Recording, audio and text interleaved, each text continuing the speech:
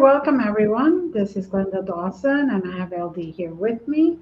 And you're watching Glenda's Dragon's Den. We have Steve Colbern here with us today, and he is a scientist, and he will tell us all about what he does and how he got here and what made him do what he did.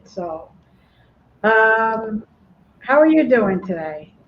I'm doing great. Great to be here. Good. Thank you for being here with us. Yeah, no So, tell our audience a little bit about yourself so they can problem. get to know you. I'm a chemist and material scientist with about 25 years industrial experience, and I worked on silicones, biotech, and solid gel science and carbon nanotubes, and I specialize in nanotechnology now. And I am a partner to the late Dr. Roger Leir. I worked with him from 2008 until 2014 when he passed away. And I was also patient 15 in his implant removal project. I had some alien activity, and they put an implant in my left second toe, and I went to see him. It was kind of a synchronicity that he only worked a few blocks from where I used to work in Camarillo, California. And he gave me a prescription to get the toe x-rayed. And uh, when I saw that there was actually something in there, it changed my life forever. I could tell people there's a heck of a difference between strongly suspecting that something like alien abduction is going on with you and knowing for sure. Hmm. So, when you discovered that and it was removed, did you feel a difference? Um, A little bit. It was very subtle. I mean, when they first put the implant in, I had a stinging sensation in the toe, and I had two puncture wounds on the lower part of my toe. And I had put the toe under ultraviolet light, and there were two green spots corresponding with the puncture wounds. The puncture wounds healed within hours, and then the stinging pain became worse and peaked at about 4 days after they put the implant in. And it seemed to be the nerve cells growing into the device that was causing the pain. And after the fourth day, it kind of started backing off and getting less severe. But still, mhm. whenever I put any weight on that toe, it put like an electric shock type pain up my leg. And Dr. Lear took it out about 7 months later, and by then the pain was almost gone. But it was a pretty strange experience, to say the least. Hmm. Now, before you took it out, and I know you said the pain, but did you feel anything extra happening with you? Did you feel you thought differently, or Well, people were telling me that I looked unwell when I had the implant in, and I felt like there was a subtle inhibition on my thought patterns, if that makes any sense. And I Mhm. felt like that was relieved when the implant was taken out, but it was very subtle. It was hard to tell. Um, but I think it's safe to say it was doing something to me, and um, it turned out to be a very sophisticated nanotechnological device. Dr. Lear gave me a couple pieces of it. It broke into pieces during removal, and I analyzed it with equipment I had at work at the time. Mhm. And tell us about that analysis. Well, I wrote a paper on the results, and it turned out to be a cylindrical metallic device about 3.5, 4 millimeters in length and about 1 millimeter in diameter, and it was made of meteoric iron, if you can believe that. Mhm. Um, the trace element pattern exactly matched a class of nickel iron meteorites called hexahedrites. And Raman analysis and SEM analysis also revealed that it had inclusions of carbon nanotubes inside it. Hmm. Uh, and the carbon nanotubes apparently acted as the electronics of the device because it was giving off radio signals before removal. Um, and These devices are usually connected to the nervous system. I think this device was, and I think that, like I say, I think the pain that I was experiencing was the nerve cells growing into the device, and it had a layer of bone-like or mother of pearl-like material on the surface of the metal, which had large quantities of calcium, sulfur, oxygen, and titanium and Hmm. phosphorus. And it was like a layer of a bone-like material. And apparently, it had most likely enzymes in it that caused the synthesis of this very tough electrically conductive gray membrane that Dr. Leir had seen before in several other implants.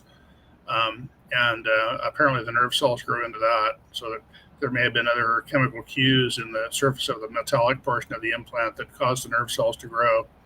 And they are proprioceptor nerves, which are not found in that area of the body.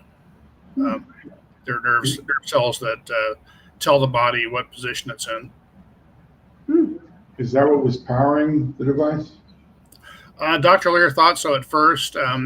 Myself and Dr. Kuntz, a NSA scientist or former NSA scientist that worked with us, thought that the device was powered by zero-point energy. Hmm. There's a magnetic field around most of these devices, and he thought that the magnetic field had a lot to do with the power source. And we had reason to believe also that the devices were putting out a lot more electromagnetic energy than we were able to detect. Most likely, they were putting out a type called scalar waves that's harder to detect. Hmm. Okay. Now,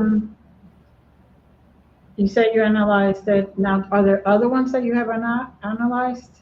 Yeah, I analyzed like 5 other devices that Dr. Leir had removed from his patients that had not been previously analyzed, and they were all very sophisticated nanotechnological devices. The one removed from my toe was pretty typical, usually cylindrical and made of meteoric iron, but not always. The one removed from patient 16's wrist was more seed shaped than cylindrical, and it had some meteoric iron in it, according to my analysis, but it was mostly, it was like a mixture of like 10-20% meteoric iron mixed with the remainder regular iron, and it had carbon nanotubes very finely dispersed in the material, and it rendered the material extremely strong, um, to the point where diamond tools would not cut it. And carbon nanotubes, by the way, are the world's strongest known material, and people down here are trying to develop techniques to disperse them in metal finely enough to cause strengthening of the material. And if you could do that, you could make metallic carbon nanotube composites that would be 10 to 100 times stronger than anything we have now. And that certainly seemed to be the case with this material. We had to finally use a high energy laser to cut it to see the interior of the device. Wow. It scared the heck out of the shop manager that diamond tools wouldn't scratch the thing. I can imagine. I can imagine. Now that one particular, you had to use lasers. Did you have to use lasers for the other ones, or did you have to use lasers to cut through for the other ones, or just the one? This was the only one that was that strong that we've seen. But so they do vary in design and type. They're usually not that strong, but apparently some of them are. No. And what other kind of information did you find out when you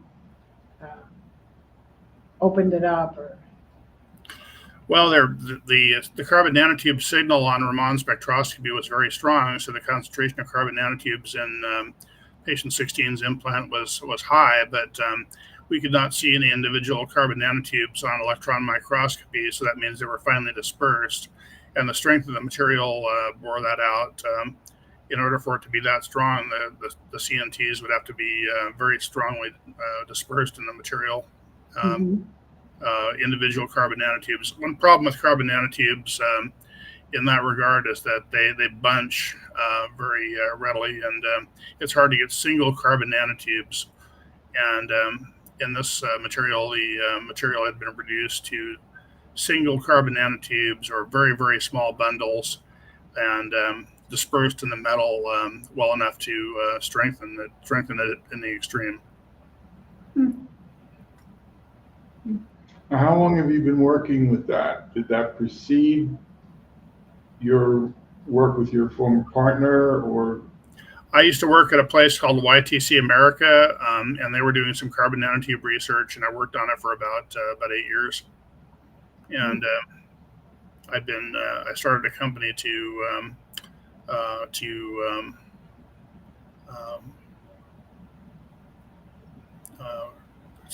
do that technology after that. Okay. What drew you to that? I'm sorry. What drew you to that? Happenstance, I guess. I mean, the company I was working for wanted to work on that, and then it seemed like a synchronicity that the devices that one of which they put in my body used that technology. So That's what I'm trying to figure out. If there it's a very interesting field. Once they introduced me to it, I was hooked. Well, they say the DNA has memory. Well, it probably does. So now these different patients, did you guys have anything in common? Or was it all? Well, we're all experiencers. Right. Yeah, I think we had a lot in common. I mean, we had a lot in common in that there's a lot of. It's hard to really say in a few sentences, but experiencers usually have problems relating to normal people or whatever you want to call them, and they have problems, concerns about their security, and have a lot of chronic anxiety and often have dreams of the end of the world and stuff that comes from the aliens. Well, you must relate to this if you're an experiencer yourself. Yes. I was one of those luckier ones, though. That a lot of them can't sleep near a window because that's where the aliens often come in. Right. Let's see, a lot of them have problems with authority figures, don't trust people, and they often have an obsession with going to remote areas because that's programming by the aliens. It's easier for them to pick you up in remote areas. A lot of them have strange obsessions, strange hobbies, reptiles, exotic plants, that sort of thing, things that people aren't into. What experiences have you had that you would attribute to being an experiencer?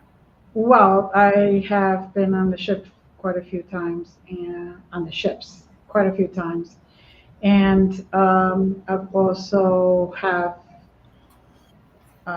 gone up there and helped others when they're up there. So they have used my energy, my calming energy, to calm those that are there, because they were meant to be healed, and when they're up there, they get all nervous and, understandably. Yeah, a lot of people have fear of medical treatment because of the medical experiments done on them by the aliens. Fear of bright lights, like at the dentist office. Right. Yes, that's what I call like the hospital ship. But the hospital ships I have memories of, I should say, were usually to heal those that they abduct. Well, their medical technology is quite impressive, I must say. Yeah. And I used to think that the aliens were maybe only a few centuries in advance of us. After seeing what they can do, I think it's more like a 500,000 years or more in advance of us. There's not much beyond their capabilities. Mm-hmm. I had one incident one time where I was scheduled to go to Dr. Leir's office before the implant removal for a film crew was going to film some tests on the object before it left the body. And I was going through this canyon on the way to his office, and my car all of a sudden went out, and it turned out later that it had been zapped by some kind of electromagnetic ray that fried the computer. And they did it in an area where I couldn't get cell phone reception, so I had to hike like 2 miles down the canyon, and then called him, and he said he'd come pick me up. So he and the film crew came and picked me up. We took my car to a mechanic and went over there to his office. When we got over to his office, he pulled my X-ray out of a stack of X-rays, and he said, "Come over here and look at this." And he pulled the X-ray out of the sleeve, and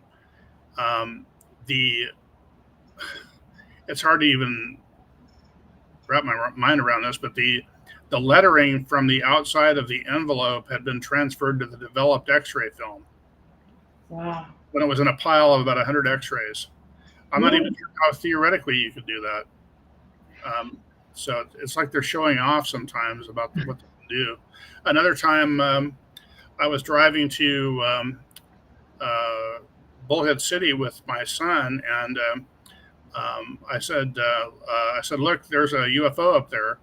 And it was really bright. It was like as bright as the planet Venus. And I pointed to it, and he said, "What? I don't see anything." I'm going, "How could you not see that? It's like incredibly bright." And he said he couldn't see it. And then down the road, he was seeing things that I couldn't see. Huh. So it was like they were showing off their technology or capabilities. The first paranormal investigation I took my son to had an extremely powerful entity, and I purposely bought a '63 Chrysler, not an Imperial, not New Yorker. It was right up there with New York, just so that they wouldn't fry the computer. Newport. That's what it was. So '63 Newport. So that there was no computer to fry. I figured it'd be harder for them to shut the car down, because we crossed the state to get from where we were to where it was. Well, I think that might be a real good idea for experiencers that don't want to have their vehicles go out on them. Mm-hmm. Yeah, that's why I brought it up, because I mean, they're not that hard to get. I mean, cars that still run on points and plugs. If it's pre 1987 or so, it probably doesn't have a computer. Yep. Yeah. So that's what I did it, and we were right in doing so, because we got about an hour out, and all of us in the car got scanned. And when we got to where we're going, I said, "I asked you not to tell him." I said, "Well, I only told him an hour ago." "Yeah, thanks." So. Have either of you had relationships broken up because of this phenomenon? I'm sorry, we couldn't hear you. Have either of you had relationships broken up because of this phenomenon? I didn't. I actually got more. I am very lucky. I'm very blessed. We told her. Whenever I state anything about my experiences or whatever, people are more interested than they are not interested or afraid. They actually want to hear more, and they get closer to me because of that. So I just asked, it tends to break up, especially romantic relationships, because the person that you're with will often remember something subconsciously, if not consciously, and start to distrust you after that, or think that there's something bad is happening because of you. And I just wondered if you had. No, like I said, I've been very blessed. I've had a lot more positive experiences than I've had negative. I've never lost a relationship, codependency here or there, but not a relationship. So. Well, I just wondered, and I know that this phenomenon is difficult in a lot of ways. Mm-hmm. Mm-hmm. And Glenda also is able to communicate multidimensionally. So that also helps her work in between with the different entities and species, and kind of like an ambassador. Hmm. An ambassador who? No, he's saying that I am kind of like an ambassador where I can speak to the different species without having any repercussions. They usually, Which species? well, I have spoken to 4 different grays because people think there's only one type of gray, but there's at least 4. I've spoken to Arcturians. Um, I have spoken to Syrian, 1 or 2 of those. I also speak a lot to hybrids, which are here and right now living on Earth. Yeah, my understanding is the Greys are an alliance of like 7 different similar species, Mm-hmm. and that fact, plus the fact that all the species have different casts that often look different, is the reason why there's so many different reports of different types of aliens. Right, exactly, exactly. And that's why, everybody uh, gets even more afraid to tell their story because people, you may see one that's green, for example, and they're kind of like a gray kind of like a species of gray too, but they see green, so they say green, and then everybody's like, "You're wrong," and so they get mocked. Little Oh, green it's a anime. reptilian, it's a draconian. So, Well, I always tell people to be careful about telling these experiences to except for other experiencers.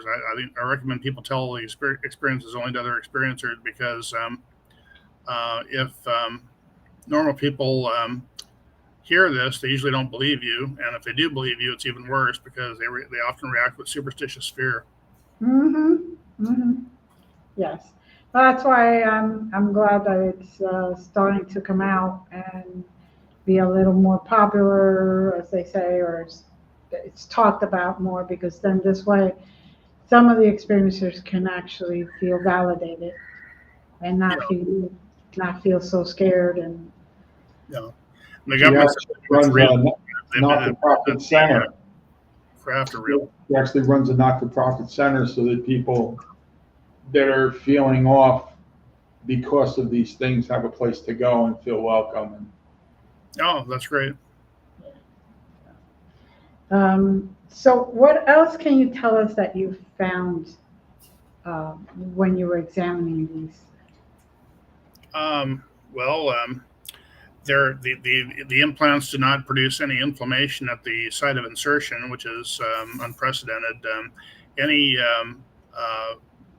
object that's put within the human body produces inflammation, and these do not. So Hmm. the aliens have done some kind of technology or some technique to keep the human body from doing any inflammation at the site, and that could be of tremendous use on organ transplantation. Mm-hmm. could be similar to a Reiki modality. Hmm.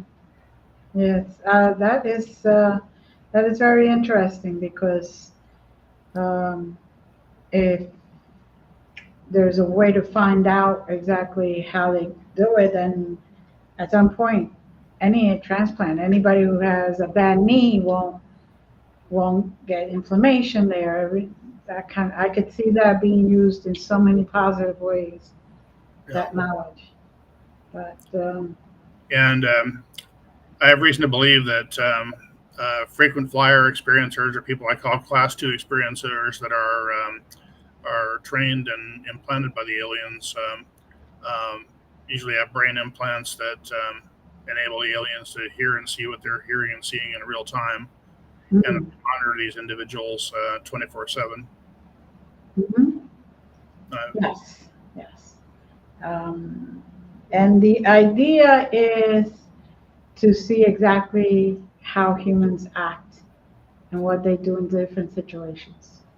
Yeah, our whole lives are an experiment to them. They want to find out what we'll do under different situations and how we'll react to various extreme stimuli. Mm-hmm. And Mm-hmm.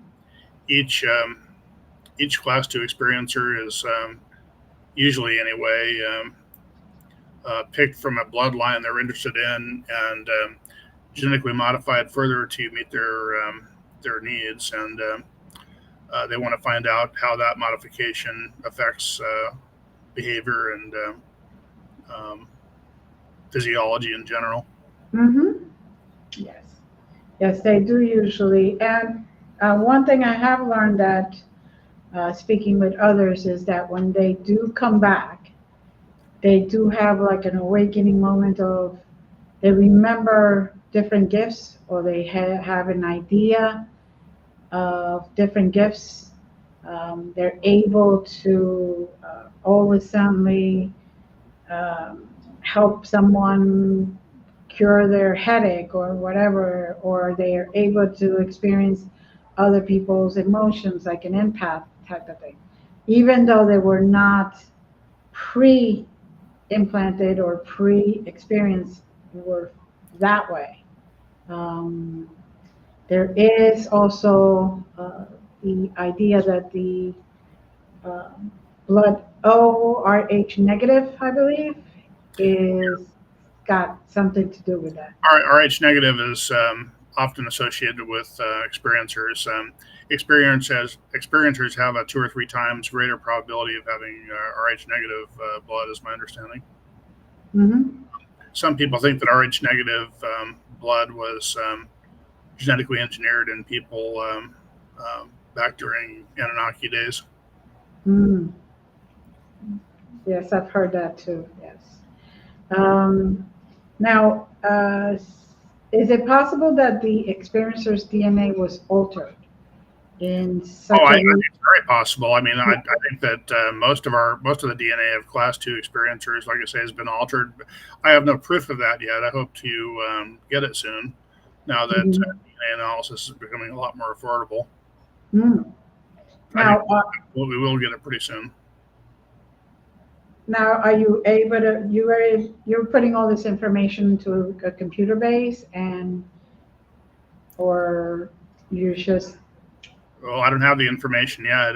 I'm going by anecdotal reports of right? how people feel and the way they're not able to fit in and such. And it just seems like there's a number of differences.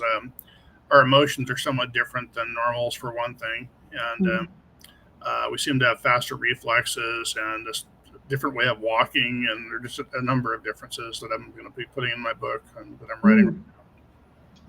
Now you're writing a book. Good. Yes, I am. Good. Do you have Good. a working title or? Yeah, the title is going to be Earthbound, a survival manual for class two experiencers. Very good. And when are you expecting to get this out? Um, Probably by the end of fall, I would think. Oh, that's wonderful. Just in time for the holiday. Yeah. So everybody could go out there and get that book for. Oh, that would be great. Yeah. I think it'll have So, some unique information that has not been released to the public before now. Maybe you can put a hefty discount for class two experiences and start a database. Maybe yeah. so. It's not a bad idea. Hmm. This way, maybe, hopefully, it would encourage other experiencers to come out and speak about it. Yeah, So, come out of the closet. yeah, so kind of out of the closet, sort of. Well, it's very hard the first time you talk about your experience. So, Particularly, it seems like a lot of them are chosen to come from very rudimentary, ultra religious or orthodox backgrounds, so it's not something that is easily talked about. Well, yeah, I mean, my ex-wife and her family were very religious, and I found out the hard way when this started happening that I consider myself a Christian, but I found out the hard way that people that consider themselves hardcore Christians are not an experience with friends. Mm-mm. They No, the devil and all this horse malarkey. yeah, yeah. They say they're open and they're willing to hear everybody, but not Well, everybody they're is. not. No. They're very close minded, and they believe things that they say they're believing things that are in the Bible, but they believe things that are often not even in the Bible that about this stuff, and it's just a Right. very strange philosophy, and they're very Whose one way. version of the Bible? What? Whose version of the Bible? There's so many different versions too. I don't know. It's mainly Protestants that are like that. I've seen they tend to think that any mention of life outside the earth is of the devil somehow. I'm not sure where they came to that conclusion, but Yeah. that seems to be what they believe. Unfortunately, there's a lot of people who get into a fear-based moment, and they're put it so much fear in them that if they even do just move a little bit this way, a little bit that way, forget it. They think everything is the devil, everything is evil, everything, and that's not what it is. And they Yeah, cannot fathom that those gods that were being spoken about, or those prophets or anything like that, could have been actual alien beings. well, they refuse to embrace a larger view of things, and they seem to be embroiled in some sort of a cult mentality. A lot of them, and they, like I say, they believe things that really, from what I've seen, aren't even in the Bible or the Christian religion, but they believe the stuff nonetheless. That anything to do with aliens or space is bad. Mhm. And I'm sure that some Protestant preacher somewhere started this stuff for his or her own benefit. Hmm. Hmm. And if they only went, I believe, to the Vatican and went into those locked away libraries, they would see the, the original writings. Yeah, Catholics are a little bit more open-minded about alien stuff. I mean, I think the Vatican's believed in or had direct evidence of aliens for hundreds of years. Yes, yes, they've had, or at least that's my understanding also. But a lot of that was redacted. Yeah, But yeah, a lot of that stuff was taken out of the Bible or the original writings, because how else would you not can you control the masses, unless you give them fear. And, that's one of the things yeah, that. that apparently has a lot to do with it. Mhm. So now, have you found anything else in um, in your talks with other experiencers? Like, do they all remember? Do they remember when they were young? Do they remember when they were older? You know. Most people that are frequent flyers or class twos remember some things without regression, but it seems like we only remember at most about 1% on the average of what's happened, but most people remember a lot more under regression. Uh, Mm-hmm. One interesting thing I learned the first couple times I was regressed was that the reason you don't remember most of the stuff is not because the memories have been erased or they're not there, but it's because the aliens have set up a different personality track for you. And the memories are on that different personality track, which is similar but not identical to the one you use down here. It's kind of like the movie Total Recall, if you've seen that, where Arnold, they set up Arnold with a Mars personality, Quaid, and then his regular personality was Hauser. Yeah, Mm-hmm. Hauser couldn't remember anything that Quaid did, and vice versa, because Mm-hmm. if there's any connection between the two personalities, it's through dreams. And they Mm-hmm. also set it up so that if you do remember anything, it has a dreamlike quality to it, so that if you do remember something, you'll probably dismiss it as a dream. Right. Right. So getting this book done, I'm sure, occupies a lot of your time and energy. What are Yes. your plans when that is complete? Go on tour, I guess, to do signed copies. Okay. That's very good, very good. Have a But party. now, are you planning to try to get more experiencers to talk to you to do like another book or? Yeah, I'm always willing to talk to experiencers. I'm always interested in hearing more alien stories. Hmm, good, good. So anybody that out there now can see this and know that you are a person that is safe to talk to and go to Oh, you. absolutely. And if anybody, I do scans for recent alien contact and alien implants using Dr. Leir's techniques. And Mhm. if anybody wants to make an appointment for a scan, they can call me at 805 718 1118. Again, Okay. that's 805 718 1118. And we often find some very interesting things and give people a chart of what we found and any pictures of alien dyes left behind in the body. That's one thing that's very interesting is that when people are taken by the aliens, there's usually indelible dyes left behind on the body that in various colors that take Hmm. weeks to wear off. The skin actually has to wear off to get rid of these things, and they fluoresce strongly under ultraviolet light, but are not visible in room light. Hmm. Now, have you ever seen an experiencer with a puncture wound or something that just won't go away? Like if you I've went for blood I've seen test. people with some pretty nasty puncture wounds from abductions, but they actually tend to go away quicker than normal, if anything. Oh, okay.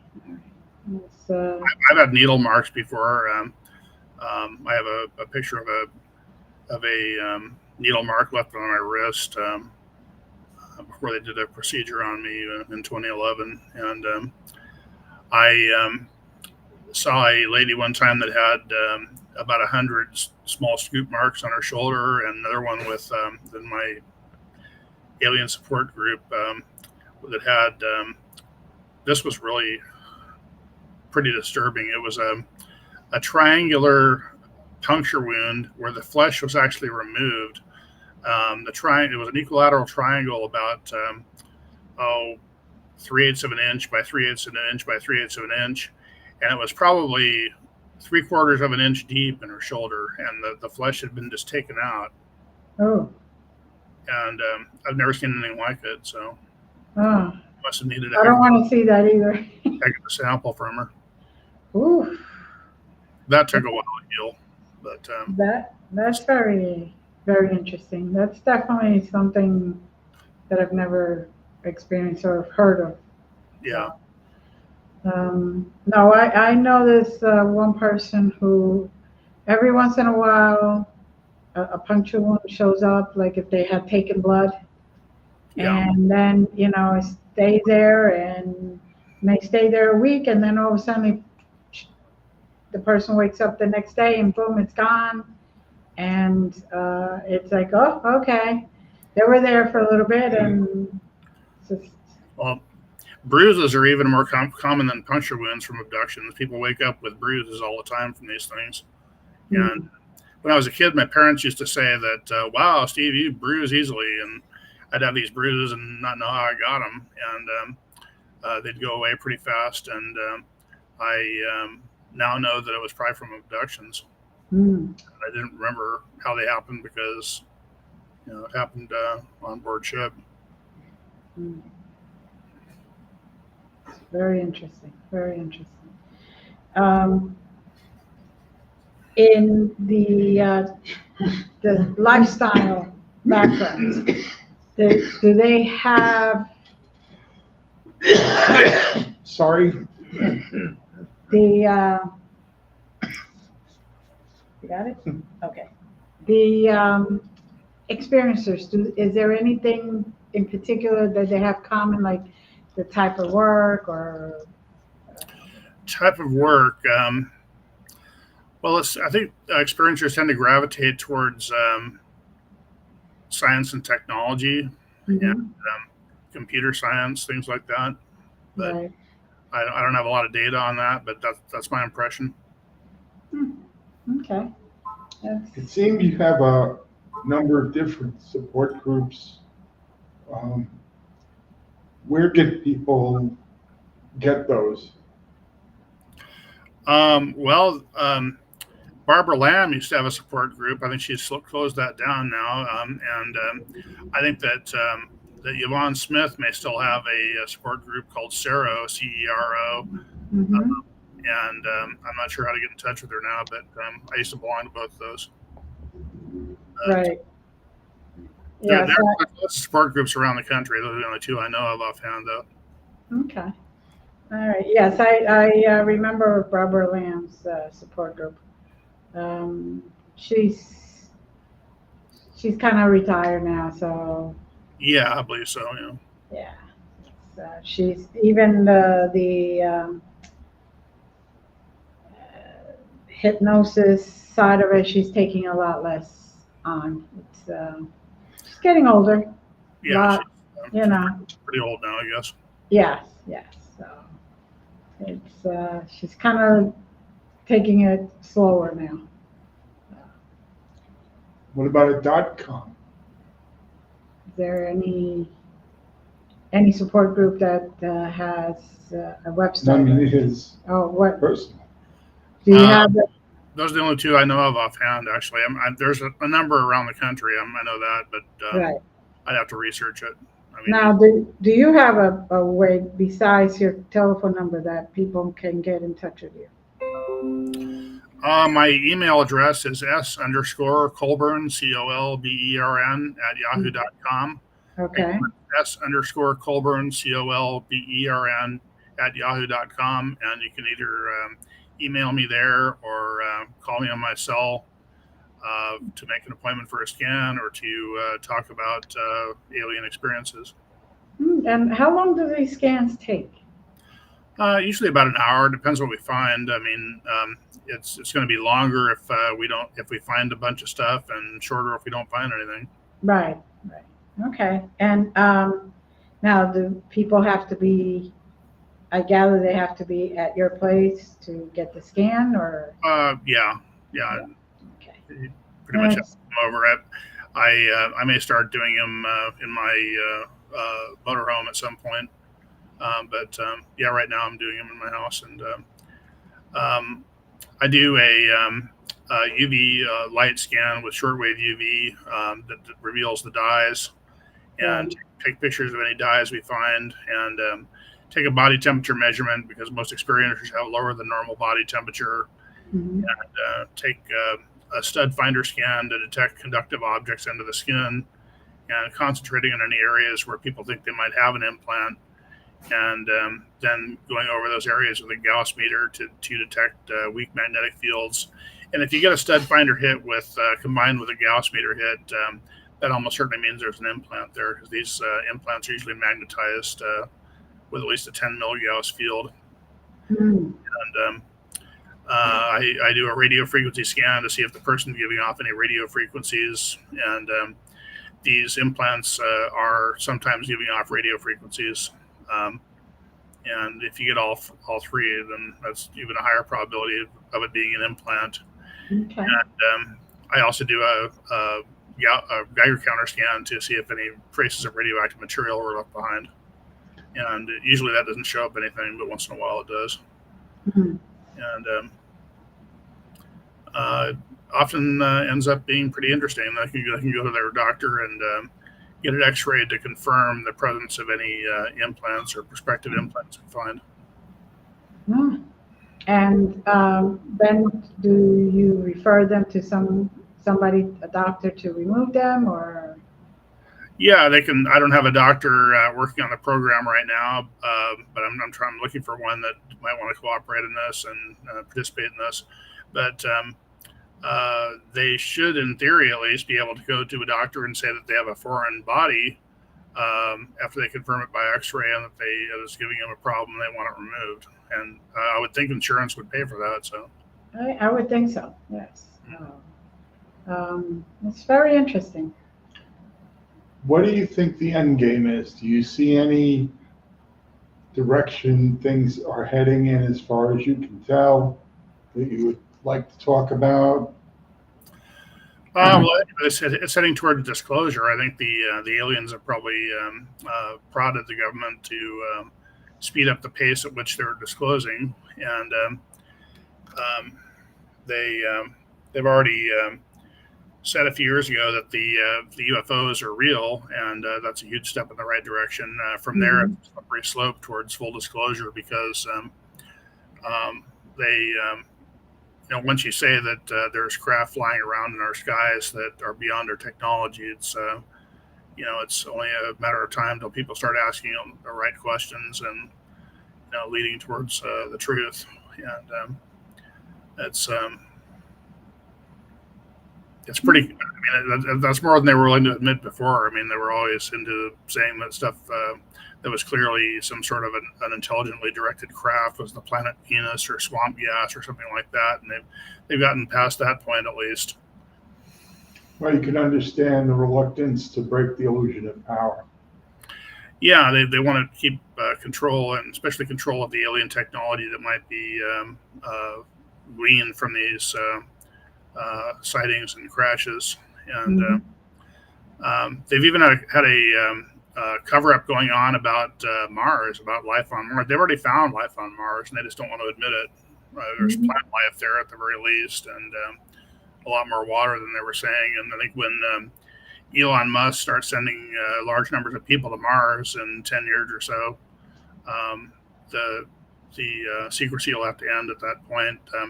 They're covering up the presence of life on Mars at this point, in my opinion, because if there's life on the planet right next door, that makes the whole UFO intelligent life in the universe thing a lot more likely in the public mind. Mm-hmm. Very true. Very true. Personally, I believe that anywhere that microbial life is everywhere, and anywhere there's some air and some water, there's going to be complex life as well. Mm-hmm. Very true. Very true. And then it's how you define life. Are you defining life organically? Are you defining life as an intelligent entity in a different No, I mean dimension? by life, I mean life as we know it, just something alive. I mean, if I want to say intelligent life, I'll say intelligent life. But I mean, I just mean that life, meaning in the broadest sense, animal and plant life. Hmm. And apparently, there's life as we know it, and I think there's some life as we don't know it out there too. Back in 2000, there was a red rain in the state of Kerala in India that turned out to be these large cells that were kind of a pinkish red color, and the rain was red because of these things. Apparently, it was from a comet that exploded in the upper atmosphere, and these things rained down for about a month, Hmm. and they were these cells that thrived under conditions up to 500 degrees Celsius, which is pretty darn hot, and they had no DNA. Hmm. They would grow, but they had no DNA. I mean, that's there was protein, but no DNA, and every other life form that we know of on Earth has DNA. But in order to grow at those temperatures, it couldn't have DNA because DNA will not stand up to those temperatures. Hmm. But Okay. Very look up interesting. look up the red rain of Kerala, and it'll come up. And a professor at one of the Indian universities, I think it was University of Bombay, named Godfrey Lewis, studied those organisms. Mm-hmm. Hmm. Very interesting. So now, are the experiencers that you have spoken to, do they all seem to go into, um, do they believe that they have gone to the exact same ship or different ships or? No, I'm sure there are different ships. I mean, I've never met anybody that had any kind of reason to believe they were on the same ship. But Hmm. there's I have reason to believe the aliens do thousands of sorties a day down here to pick people up, and they'd have to support this level of abduction. Mm. And the motherships have they're like aircraft carriers. They have hangar decks that have hundreds of the smaller craft that they launch. Right. Yes. It's and it's just overwhelming sometimes. The stuff that's been hidden from us all these years and all this time, and Yeah, there's they so started picking up the alien motherships in orbit in the 1950s, apparently, and hired Clyde Tombaugh, who discovered Pluto, to investigate. And most of them are spherical and about a mile in diameter and have very extensive hangar decks. And Mhm.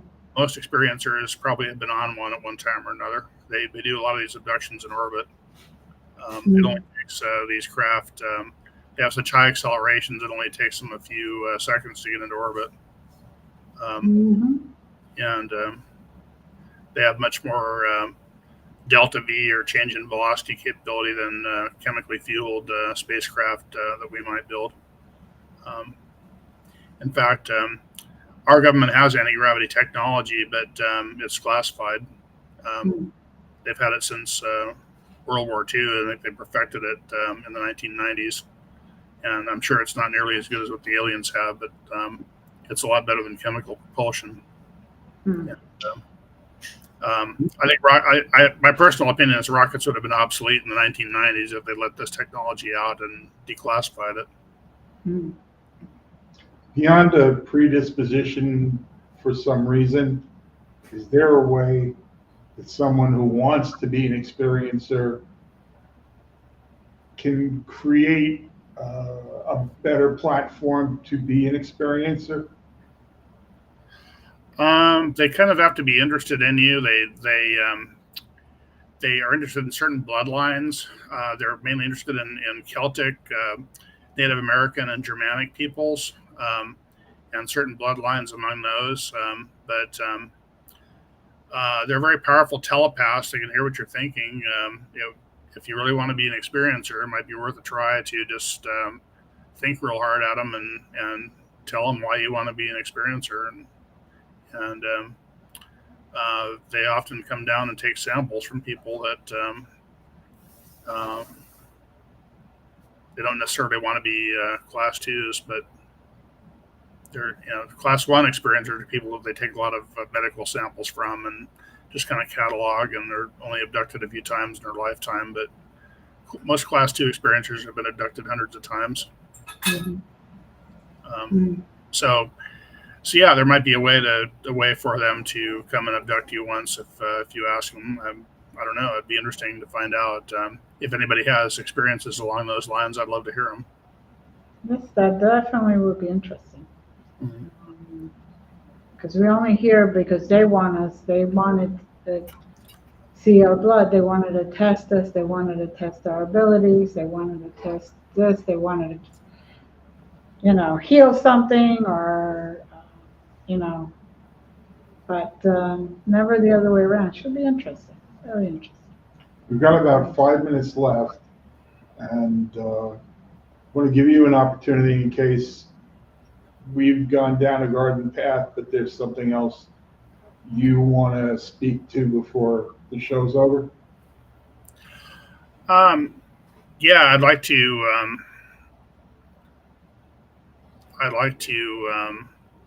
tell everybody, I guess, that there's a lot of aliens on the moon.